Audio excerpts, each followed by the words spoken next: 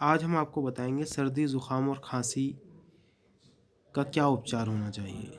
जब कभी भी हमारा मौसम में तब्दीली आती है, बदलाव आता है, तो सर्दी ज़ुकाम और खांसी देखने में आती है लोगों के बीच में।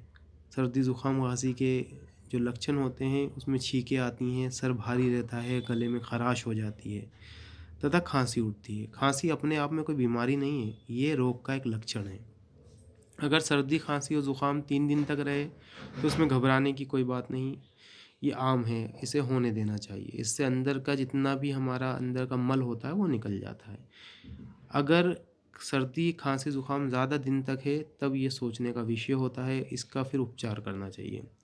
इस दौरान भारी खाना नहीं खाना चाहिए, खट्टे फल नहीं खाने चाहिए, चाय कॉफ़ी नहीं पीनी चाहिए, ज़्यादा गर्म पानी से भी नहीं नहाना चाहिए सर्दियों में, और ज़्यादा गर्म कपड़े भी नहीं पहनने चाहिए।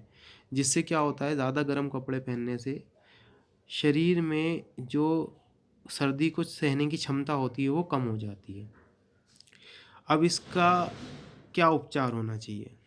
अगर आप योग में इंटरेस्टेड हैं तो योग के अनुसार भस्त्रिका प्राणायाम का लगातार अभ्यास करने से इसमें काफ़ी राहत मिलती है।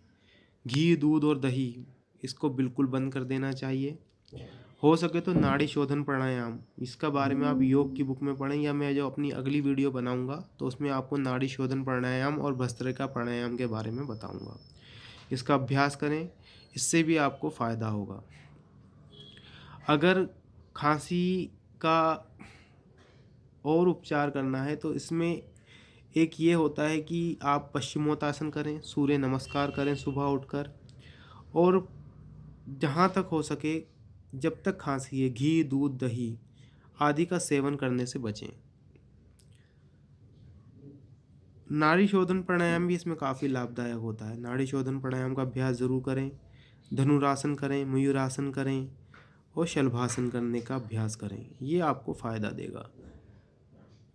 और अगर किसी को दमे की खांसी है तो दमे की खांसी का इलाज ये है कि उसमें शहद लें 10 ग्राम और 10 ग्राम अदरक का रस लें और उन दोनों को मिलाकर हल्का गुनगुना करके पिएं।